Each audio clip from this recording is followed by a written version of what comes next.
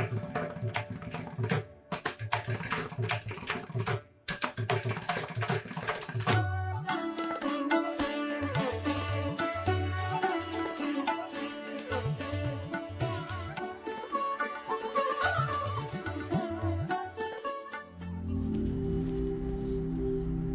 शांति।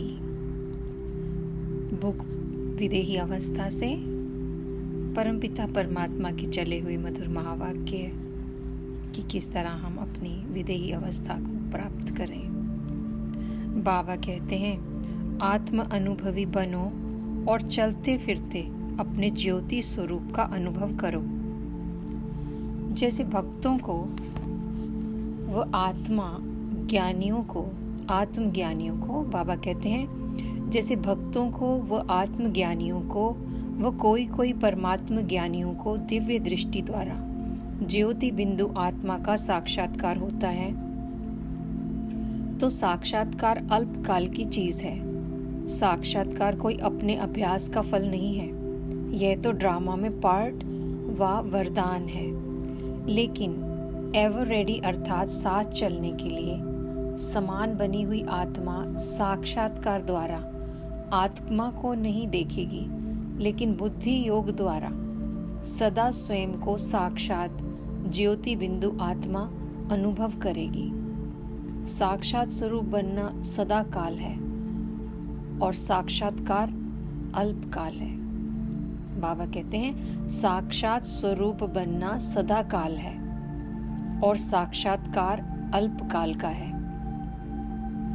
साक्षात स्वरूप आत्मा कभी भी यह नहीं कह सकती कि मैंने आत्मा का साक्षात्कार नहीं किया है, मैंने देखा नहीं है, लेकिन वह अनुभव द्वारा साक्षात रूप की स्थिति में स्थित रहेंगी। जहाँ साक्षात स्वरूप होगा वहाँ साक्षात्कार की आवश्यकता नहीं। ऐसे साक्षात आत्मा स्वरूप की अनुभूति करने वाले अथॉरिटी से निश्चय से कहेंगे कि मैंने आत्मा को देखा तो क्या, लेकिन अनुभव किया है। क्योंकि देखने के बाद भी अनुभव नहीं किया तो फिर देखना कोई काम का नहीं। तो ऐसे साक्षात आत्म अनुभवी चलते फिरते अपने ज्योति स्वरूप का अनुभव करते रहेंगे।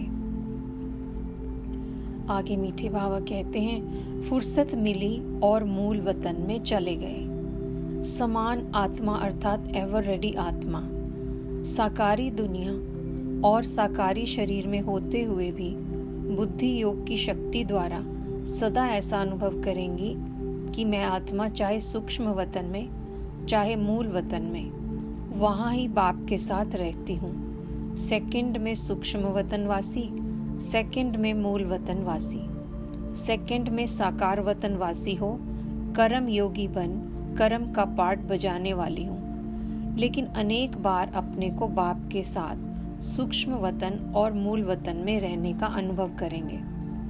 फुर्सत मिली और सूक्ष्म वतन व मूल वतन में चले गए। ऐसे सूक्ष्म वतनवासी मूल वतनवासी की अनुभूति करेंगे जैसे कार्य से फुर्सत मिलने के बाद घर में चले जाते हैं। दफ्तर का काम पूरा किया तो घर में जाएंगे व दफ्तर में ही बैठे रहेंगे। ऐसे एवर रेडी आत्मा बार बार अपने को अपने घर के निवासी अनुभव करेगी, जैसे कि घर सामने खड़ा है, अभी अभी यहाँ अभी अभी वहाँ। साकारी वतन के कमरे से निकल मूल वतन के कमरे में चले गए। आगे बाबा कहते हैं, चलते फिरते जा रहे हैं, उड़ रहे हैं। बाप भी बिंदु मैं भी बिंदु, दोनों साथ साथ जा रहे हैं। समान आत्मा बंधन मुक्त होने के कारण ऐसे अनुभव करेगी जैसे उड़ता पंछी। बन ऊंचे से ऊंचे उड़ते जा रहे हैं और ऊंची स्थिति रूपी स्थान पर स्थित होते अनुभव करेंगे कि यह सब नीचे हैं, मैं सबसे ऊपर हूँ। जैसे विज्ञान की शक्ति द्वारा स्पेस में चले जाते हैं तो धरनी का आकर्षण नीचे रह जाता है और वह स्वयं को सबसे ऊपर अनुभव करते और सदा हल्का अनुभव करते हैं। ऐसे साइलेंस की शक्ति द्वारा स्वयं को विकारों की आकर्षण व प्रकृति की आकर्षण सबसे परे उड़ती हुई स्टेज अर्थात सदा डबल लाइट रूप अनुभव करेंगे। उड़ने की अनुभूति सब आकर्षण से परे ऊंची है, सर्व बंधनों से मुक्त है। इस स्थिति की अनुभूति होना अर्थात ऊंची उड़ती कला व उड़ती हुई स्थिति का अनुभव होना। चलते फिरते जा रहे हैं, उड़ रहे हैं, बाप भी बिंदु, मैं भी बिंदु, दोनों साथ साथ जा रहे हैं। समान आत्मा को यह अनुभव ऐसा स्पष्ट होगा जैसे कि देख रहे हैं। अनुभूति के नेत्र द्वारा देखना दिव्य दृष्टि द्वारा देखने से भी स्पष्ट है। समझा? ऐसे तो विस्तार बहुत हैं, फिर भी सार में थोड़ी सी निशानियां सुनाई। तो ऐसे एवर रेडी हो अर्थात अनुभवी स्वरूप हो, साथ जाने के लिए तैयार हो। बाबा कहते हैं साथ जाने के लिए तैयार हो ना, या कहेंगे अभी अजूनियर रह गया है। ऐसी अनुभूति होती है वह सेवा में इतनी बिजी हो गए हो जो घर ही भूल जाता है। सेवा भी इसलिए करते हो कि आत्माओं को मुक्ति व जीवन मुक्ति का वर्षा दिलावे। आगे बाबा कहते हैं यह मेरी देह नहीं लेकिन सेवा अर्थ अमानत है। बाप दादा अपने त्याग मूर्त बच्चों को देख रहे हैं। हर एक ब्राह्मण आत्मा त्याग स्वरूप है, लेकिन जैसे भाग्य का सुनाया ना कि एक बाप के बच्चे होते, एक जैसा भाग्य का वर्षा मिलते, संभालने और बढ़ाने के आधार पर नंबर बन जाते हैं। ऐसे त्याग मूर्त तो सभी बने हैं, इसमें भी नंबरवार है। त्याग किया और ब्राह्मण बने, लेकिन त्याग की परिभाषा बड़ी गुह्य है। कहने में तो सभी एक बात कहते हैं कि तन मन धन संबंध सबका त्याग कर दिया, लेकिन तन का त्याग अर्थात देह के भान का त्याग, तो देह के भान का त्याग हो गया, वह हो रहा है। त्याग का अर्थ है किसी भी चीज को वह बात को छोड़ दिया, अपनेपन से किनारा कर लिया, अपना अधिकार समाप्त हुआ। जिसके प्रति त्याग किया वह वस्तु उसकी हो गई।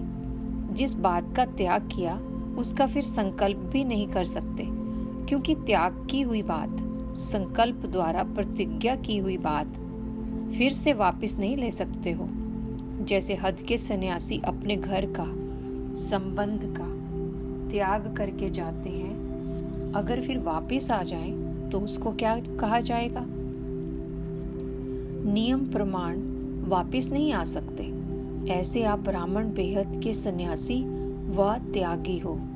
आप त्याग मूर्तियों ने अपने इस पुराने घर अर्थात पुराने शरीर, पुराने देह का भान त्याग किया, संकल्प किया कि बुद्धि द्वारा फिर से कब इस पुराने घर में आकर्षित नहीं होंगे।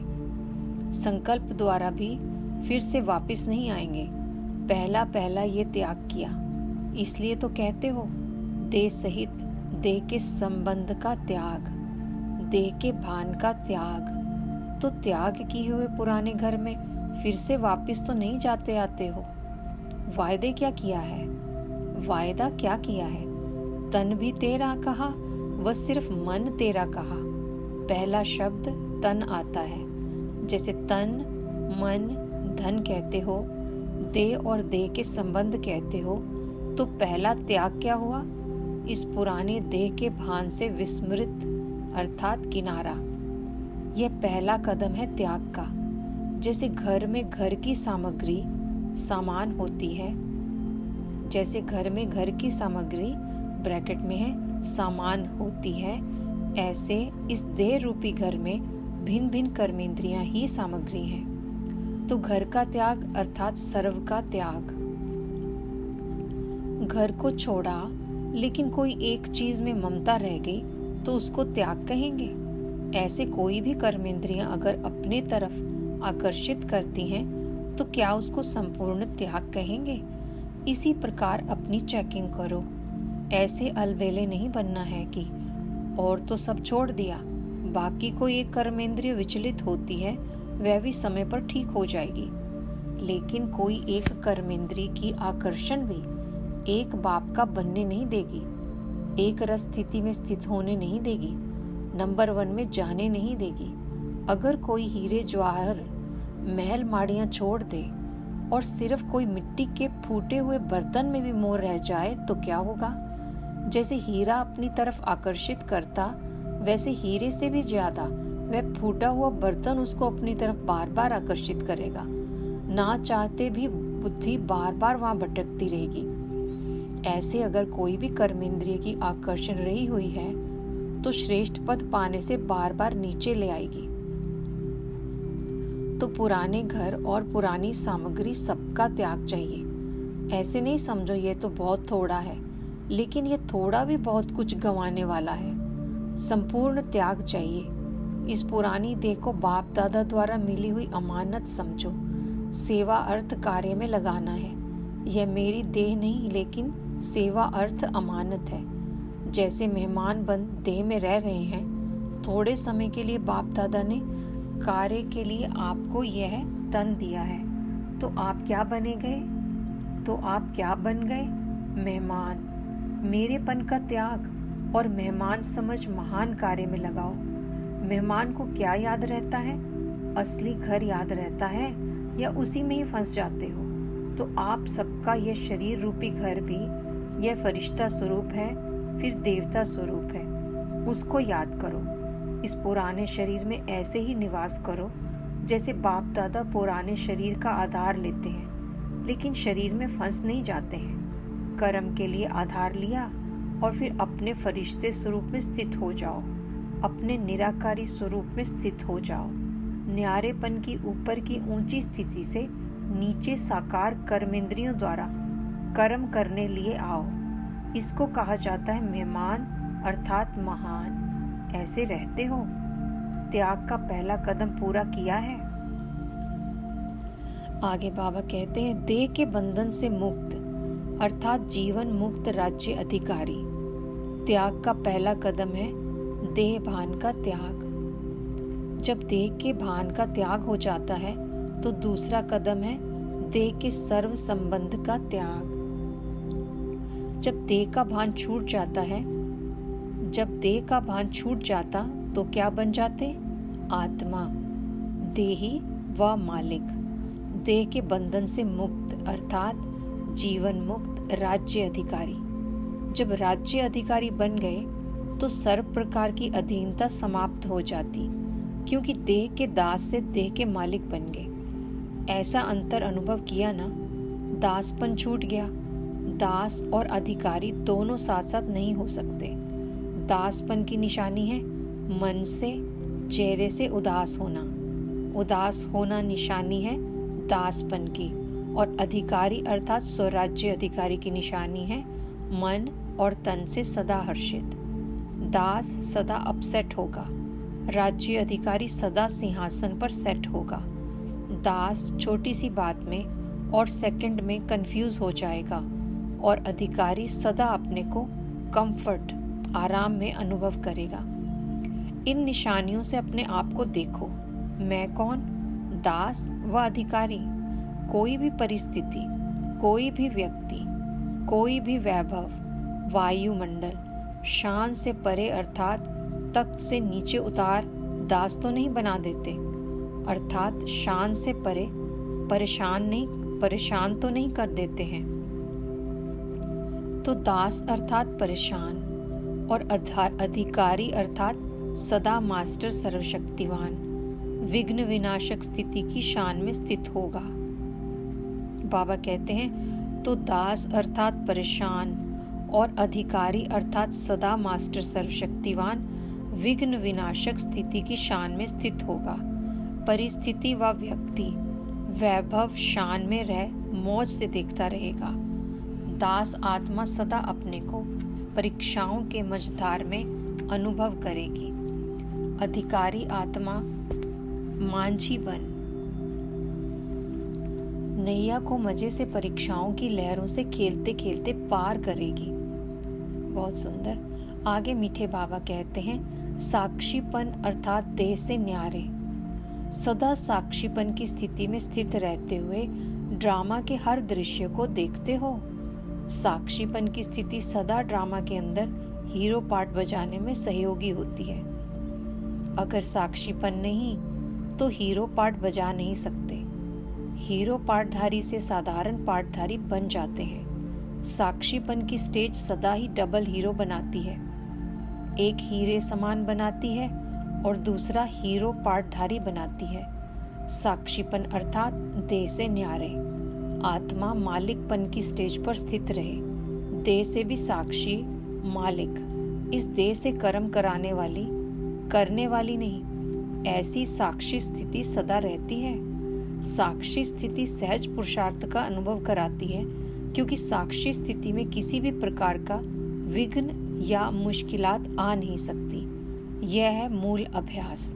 यही साक्षी स्थिति का पहला और लास्ट पार्ट है, क्योंकि लास्ट में जब चारों ओर की हलचल होगी तो उस समय साक्षी स्थिति से ही विजयी बनेंगे। तो यही पाठ पक्का करो। अच्छा, आगे मीठे बाबा कहते हैं, जैसे जैसे मुरलीधर की मुरली का नशा चढ़ जाता है, वैसे वैसे अपने को इस धरनी और देह से ऊपर उड़ता हुआ अनुभव करेंगे। आज मुरलीधर बाप अपने मुरली के स्नेही बच्चों को देख रहे हैं। कितना मुरलीधर बाप से स्नेह है और कितना मुरली से स्नेह है। मुरली के पीछे कैसे मस्त हो जाते हैं। अपनी देह की सुध बुध भूल देही बन विदेही बाप से सुनते हैं। जरा भी देहधारी स्मृति की सुध बुध नहीं। इस विधि से मस्त हो कैसे खुशी में नाचते हैं। स्वयं को भाग्य विधाता बाप के सम्मुख पद्मा पदम भाग्यवान समझ रूहानी नशे में रहते हैं। जैसे जैसे ये रूहानी नशा मुरलीधर की मुरली का नशा चढ़ जाता है तो अपने को इस धरनी और देह से ऊपर उड़ता हुआ अनुभव करते हैं। मुरली की तान से अर्थात मुरली के साज और राज से मुरलीधर बाप के साथ अनेक अनुभवों में चलते जाते। कभी मूल वतन, कभी सूक्ष्म वतन में चले जाते, कभी अपने राज्य में चले जाते, कभी लाइट हाउस, माइट हाउस बन इस दुखी अशांत संसार की आत्माओं को सुख शांति की किरणें देते। रोज तीनों लोकों की सैर करते हैं। किसके साथ? मुरलीधर बाप के साथ। मुरली सुन सुन अतीन्द्रिय सुख के झूले में झूलते हैं। मुरलीधर की मुरली के साथ से अविनाशी दुआ की दवा मिलते ही तन तंदुरुस्त, मन तंदुरुस्त हो जाता है। मस्ती में मस्त हो बेपरवाह बादशाह बन जाते हैं। बेगमपुर के बादशाह बन जाते हैं। स्वराज्य अधिकारी बन जाते हैं। ऐसे विधि पूर्वक मुरली के स्नेही बच्चों को देख रहे थे। एक ही मुरली द्वारा कोई राजा, कोई प्रजा बन जाता है, क्योंकि विधि द्वारा सिद्धि होती है। जितना जो विधि पूर्वक सुनते उतना ही सिद्धि स्वरूप बनते हैं। अच्छा, ये थे आज महावाक्य बाबा के। कल फिर मिलते हैं। ओम शांति।